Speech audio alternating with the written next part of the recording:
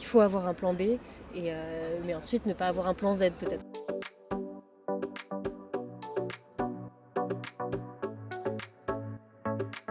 Compliqué. Plateforme compliquée qui fait souffrir les élèves. C'est un passage obligé. Stressant, mais c'est pas impossible. Dense. Ouais, dense. C'est stressant. Stressant. Quand même un mauvais souvenir. Des heures derrière un ordi à paniquer. C'était pas non plus horrible, juste la pression d'attendre en fait. Plutôt un mauvais souvenir, mais la phase de préparation. Je pense que je m'y suis pris beaucoup trop tard. Mauvais souvenir. Il y a une multitude d'informations. On ne sait pas trop comment se repérer et puis on est lancé comme ça pendant une période très courte où on doit absolument mettre les documents, il faut courir partout. Très inquiète d'échouer. J'ai postulé 3 fois pour avoir un master et donc cette année j'ai eu un master, donc vraiment au bout de la 3e fois. Je ne me voyais pas en tout cas candidater une 4e fois, quoi. J'étais peut-être dans le déni parce que quand je voyais des attentes à 300, je me disais oh bah ça va le faire. Et en fait pas du tout. Donc oui, c'était un peu la désillusion.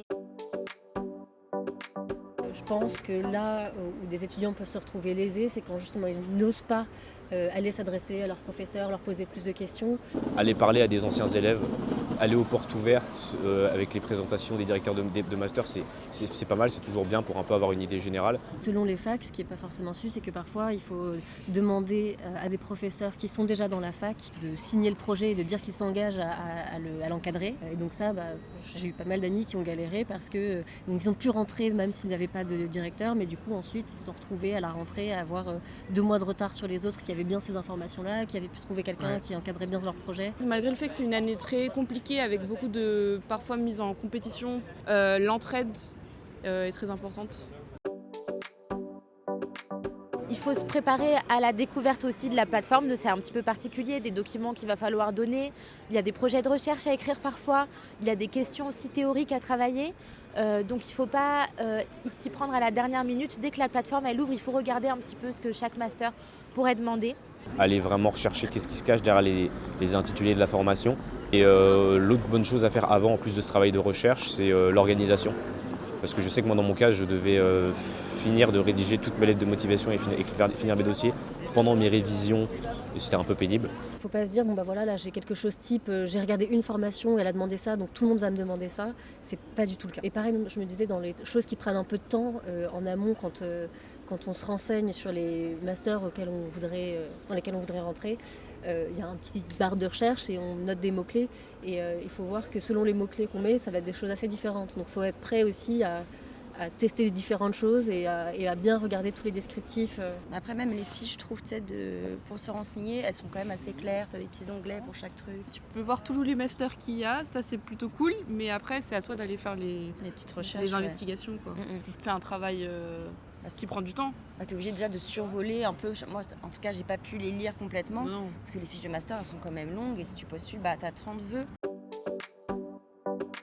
Déjà, il faut multiplier les vœux, il ne faut jamais faire un seul vœu. C'est toujours plus simple dans la faculté où on est parce qu'on peut plus facilement rencontrer ou parler aux professeurs concernés, etc., qui pourront nous conseiller, nous dire ce qu'il faut faire, ce qu'il ne faut pas faire, ce qu'ils attendent, etc. Alors les critères c'était surtout la localisation, aussi le taux d'insertion après les études et les matières proposées. Moi j'ai sélectionné mes vœux par rapport à mes centres d'intérêt, aussi mes perspectives de ce que je voudrais faire après, tout en ayant dans l'idée que rien n'est jamais trop tard, on a le droit de se tromper, on peut toujours se rattraper. Donc j'ai vraiment choisi un peu en fonction de ce qui pouvait me faire plaisir, ce que j'aurais plaisir à étudier, à apprendre. Ce master-là où je suis actuellement et un autre master qui est à la Sorbonne, c'était les 2 masters qui m'intéressaient le plus. Et j'ai bien fait de prendre aussi celui-ci parce que j'ai été refusé pour le master à la Sorbonne. Pareil, j'ai fait plein de vœux aussi très chaotiques dans des facs, je savais pas ce que c'était. En fait, ça fait perdre du temps. Bien sûr, on investit un peu plus les masters qui nous plaisent, mais en les priorisant. Faut jamais se dire, tiens, ça va être ça et je ne fais qu'une demande. Il faut avoir un plan B, mais ensuite ne pas avoir un plan Z peut-être. Ça serait un juste milieu entre les deux. Carrément.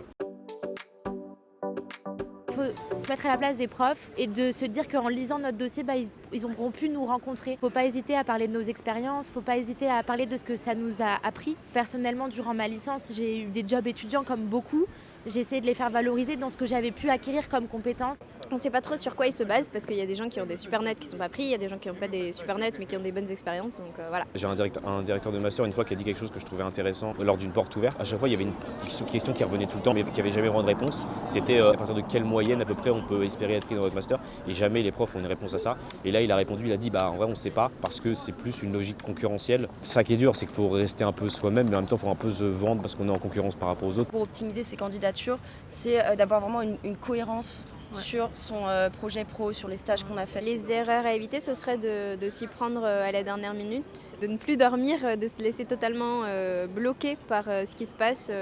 Voilà, aller chercher quelqu'un qui peut vous aider, qui peut vous rassurer, qui a peut-être déjà passé par là et qui peut vous donner des conseils.